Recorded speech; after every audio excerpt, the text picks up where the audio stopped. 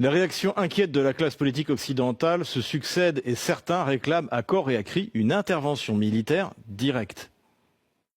En clair, moi je dis aujourd'hui, je pense véritablement qu'on doit faire comme les Américains en 1941, c'est-à-dire intervenir sur le terrain, c'est-à-dire aller aider les Ukrainiens à gagner cette guerre, parce que si on ne fait pas la guerre aujourd'hui, on la fera dans 4 ans ou dans 5 ans.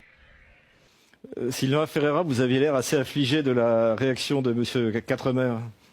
Alors Quatremer, lui, il n'a qu'à y aller. On se demande pourquoi il n'est pas déjà dans la Légion internationale des volontaires pour servir aux côtés de l'armée ukrainienne. On sait très bien que ce soit aujourd'hui ou que ce soit dans 4 ans, les jeunesses ouest-européennes ne sont pas capables, et ça c'est moi en tant qu'éducateur sportif qui le dit, ne sont pas capables physiquement de s'affronter à une armée comme l'armée russe.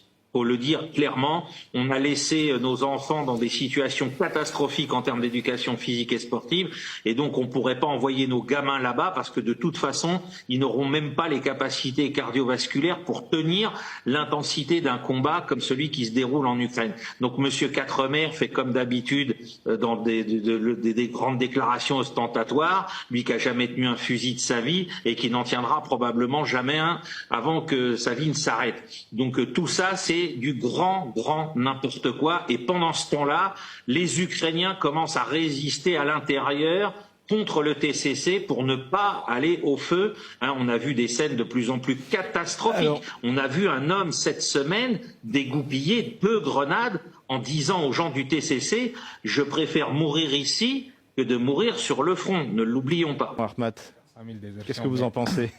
Et je vois, il y a un gars tout de suite qu'on a vu passer sur une chaîne de télé qu'on appelle tout le temps, moi je l'appelle tout le temps l'hôpital psychiatrique, on amène des gens n'importe quoi pour faire des analyses à 10 balles, soi-disant on peut intervenir militairement en Ukraine. Ils n'ont même pas pu intervenir militairement en Afrique, ils ont quitté l'Afrique et actuellement ils cherchent à venir en Ukraine. Pourquoi, comme le disait notre ami, pourquoi lui-même il ne va pas en Ukraine?